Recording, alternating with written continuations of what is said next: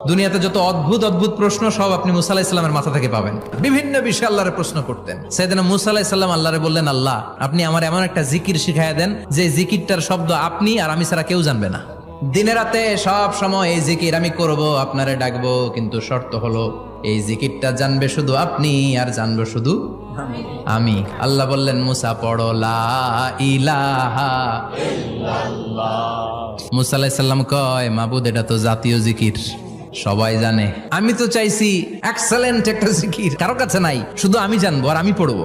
আল্লাহ বললেন, মুসা এই লা ইলাহাকে যদি এক পাল্লায় রেখে দাও, তামাম বিশ্ব, 7 আকাশ 7 জমিনটারে তুলে যদি তুমি আরেক পাল্লায় রেখে দাও, লা রাজা